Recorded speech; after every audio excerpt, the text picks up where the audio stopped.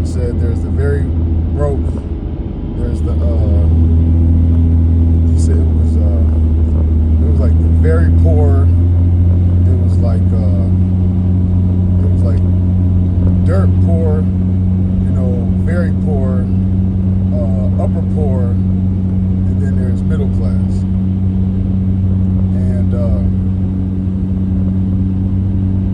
And the middle class started at like 323,000, some shit like that. And it's a reflection of how bad this economy is, and how much this dollar is weakening, and how much inflation is making things go through the roof.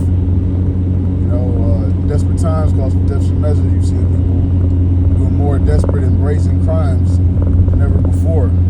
You see also people, some of it not even necessarily to get money, some of it is just because it's the straw that broke the camel's back, and they pissed off at their own situation, and now maybe they lost their job or did something else, or something else happened to them, or they was one paycheck away from being broke, and that they missed out on that one paycheck, and then all of a sudden they evicted, and then they on edge, and all of a sudden they gun somebody down at Wendy's simply because they got their order wrong, because it's accumulation of all of the evil and hell that they've been catching, and financial stress that they've been going through, not being able to afford housing, afford clothing, afford food for themselves, and then on top of that, trying to have to stay in this mirth spirit that Babylon tries to get you to stay in, where everybody on social media pretends like they're living their complete best life, and they're just having fun and trying to keep up with the Joneses. That's a lot. I was at work, and I was passing a house, and it looked abandoned. I thought it was abandoned. And you had all the typical things of an abandoned house. Grass not cut. A trash bag in the window. Another boarded up window somewhere with wood, and some little kids poked their heads out the trash bag that was covering the window. And I just stood there. I'm like, there's kids living in there. Wow. And that goes to show you how much that really hit me, because it shows you the state that Jake is living in. So that part of the open forum I want to elaborate on is basically how broken, desperate Jake is becoming, and how financially strapped, Jake is.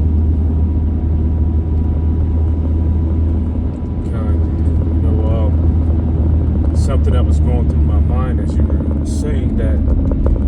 Well, one, you had spoke on the aspect of people pretending, lifestyle that they're not even living, in reality. That's one thing about social media. You can go on social media and become whoever in the hell you desire to be, when they're not even living like that, in actuality. You got a video on the internet of a woman, who basically is portraying, that particular lifestyle, but she's living out of her car, and that is how it is with a lot of people. I know personally, a woman who ran her credit through the roof, trying to portray a lifestyle on social media that she doesn't have, actually live. So a lot of people are strapped, a lot of people are on edge, a lot of people are angry, a lot of people are desperate, and they're turning to, nonviolent crimes, they're stealing, theft is very high. You got places, such as the Bay Area, and other places in California, Oakland, which I forget the saying, but it's a Spanish saying, basically dealing with Oakland, and its poverty, and basically how the government just abandoned Oakland, in all of these places. I believe that a lot of this stuff is controlled, and they're allowing, the debasement, of these places, of the currency, to get people in a particular state so that they can eventually roll around that MOTB, while people are desperate.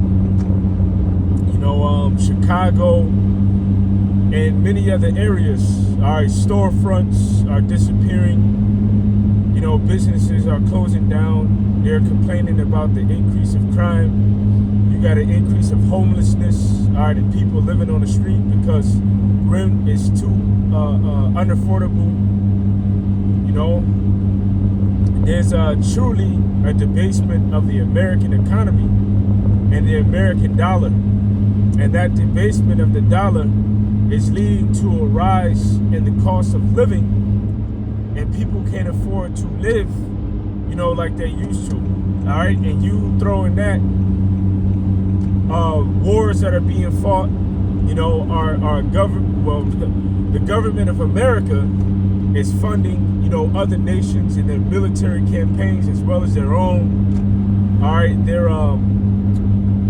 printing money for various different reasons. All right, for a long time they've been giving a lot of money, to Israel, which is a welfare state.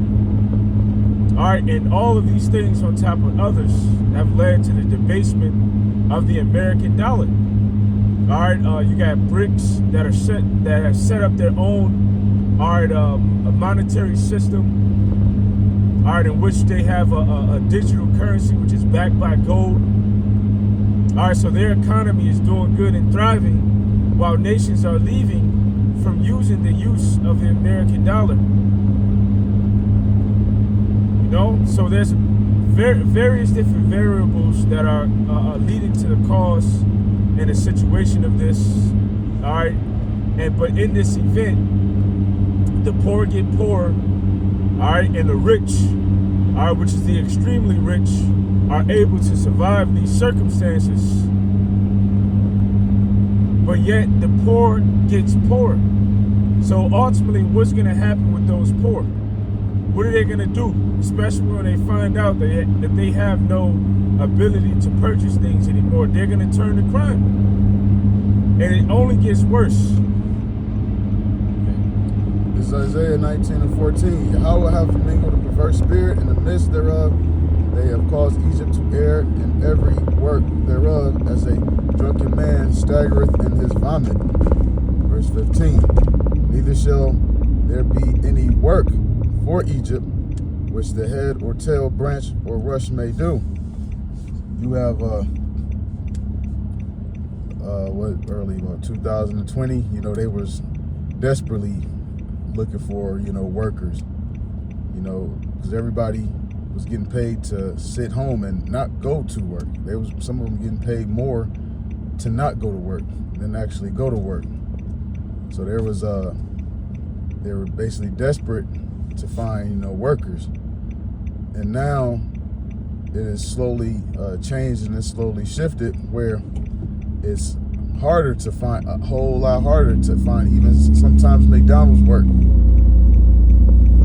On top of that, there's jobs that's hiring. There's some jobs that still may hire you, that you still may, get a job, depending on, where you at, what state, how bad, the job market is in that state. However, a lot of these jobs that's hiring you, they're hiring for low wages and they're hiring you for part-time. They're paying you either minimum wage or just over minimum wage, or some like, $12 an hour. And on top of that, you're getting 24 hours a week. Or they I think overtime is at, I forgot, 33 or something like that, but they'll make sure if they short-staffed, they'll, ask you to come in or give you a few more hours, but make sure they keep you under, exactly 40 hours. And that's still not enough. So then now you got to have another job on top of that. Instead of to get your, 40, 50 hours, you got to work to another job, go somewhere else, drive and commute. That's if you have a vehicle to go to do another shift, somewhere else where you can't even get the benefit of overtime. If you were to work 50 hours at one job, you got to work 50 hours between two jobs, and you not getting any overtime because it's split between two jobs. And then on top of that, you got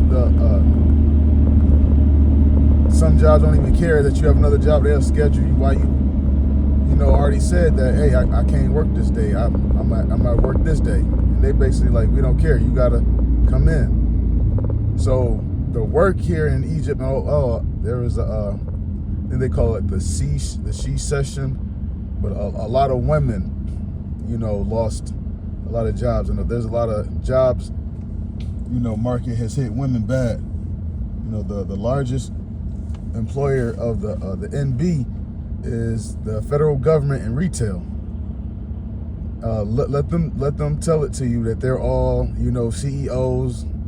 They're all, got their own businesses, and they're just going to the moon and back and surpassing the so-called black man, and they can't find a man. The truth is, they're broke. They're the ones that's getting evicted. They're the ones that don't have any money. They're the ones that when they are getting college degrees, they're getting college degrees and stuff that does not mean anything, doesn't pertain to anything, and it doesn't even help them get a job, and only hinders them actually because now they're overqualified for certain jobs, so now they're working as a Starbucks barista. Yeah, they just spend all of this damn time in school focusing on their career when they could have just simply opted for a family. And to be a housewife, to stay at home and being taken care of. So now after all of that time wasted, after all of that pride, that's what you're trying to settle for now. All right, but you already got your family prepared because you done had kids by a bunch of different guys. So that's another, thing that's holding stress over their head. That they're working those double jobs. They're working all of this time, and they got children to worry about, and they're doing it all alone. So now they're on social media, they're crying. First of all, you're mentally ill. If you take the time out to record yourself crying in front of a camera to upload it, online, as if you're gonna get some sympathy. Now you might get some sympathy from the community of women, but hey, I don't have any sympathy for you. All right, what does the scripture say? Isaiah 32:9, rise up you women that are at ease. All right, which can be applied to these times now, but it was applied to a different time in times past, but it can be applied now because you women are at ease or were at ease, but now you're feeling the weight, but you're a victim of your own devices. All right, you wanted woman's lib, you wanted to be independent, you wanted to be single, and you didn't need a man. All right, you wanted to be liberated, you wanted to be free. Well, now, you have a hella responsibility, and the pressure from that responsibility is too much on you. All right, so now you're breaking. Your mind is broken. All right, you don't know what to do. You feel overwhelmed. So if it's not, turning to prostitution, or selling your body in various different forms, it can be online, it can be physical, it could be through being a stripper. Are you looking for ways to make up that extra income? All right, and that's still not enough. That's still not working for you. All right, and eventually, a great time of dearth, all right, which is famine, is gonna hit. All right, this debt ceiling can only go so high. It's getting so bad to the point now that economists are saying that the collapse of the economy, all right, don't look at it as a bad thing. in which when this happened, people are going to lose everything. All right, if you worked a job just like they did at Yellow when they closed down, people lost everything. They worked at this job for 30 years, some people, and they lost their pensions. Well, when this economy collapsed, kiss your 401k goodbye. Kiss your pension goodbye. Kiss all your savings that you have, if you're able to have some. That little $100, $200 you got in your savings account, kiss that goodbye. For others that have more, kiss it goodbye. All right, it's going to leave people in a highly desperate state. All right, and it's going to leave women in desperate state. Look at the women that were in Venezuela. They crossed over into Colombia quick. You had women that were dental hygienists, that were doctors, all right, that were nurses, that went over into Colombia where the economy was still doing good to sell that coochie just so that they can provide for their family. All right, it's about to get bad for women out here.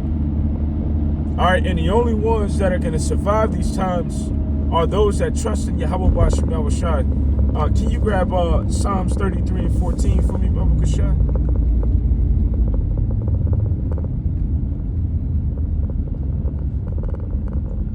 You got to be careful where your heart is, too. You got to be careful what you put your trust in. The scriptures say that money makes itself wings and fly away. And this economy is about to shoot off.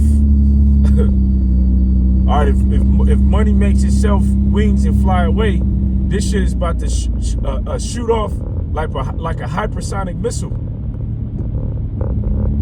All right, everybody is about to lose everything. And this is all in the plans. It's in the plans of the Heavenly Father, but he put it in the minds of the elites, all right, to set up this situation and scenario so that they can bring about what is known as the MOTB.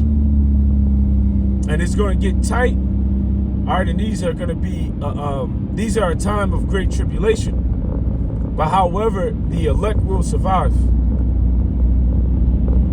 Psalms 33, 14. Psalms 33, verse 14. I believe that's it. From the place of his habitation, he looketh upon all the inhabitants of the earth. It might be 19. I know it's in there somewhere, Psalms 33. Psalms 33, 19, to deliver their soul from death. That's it, yeah. And to keep them alive in famine. Our soul waited for Yahweh. He is our help and our shield. So that's where our help come from. All right, that's where our succor come from. All right, he through Yahweh Shai, that's our surety. All right, trusting in Yahweh Ba'ashim Yahweh Shai and keeping these words of the scriptures to the best of our ability.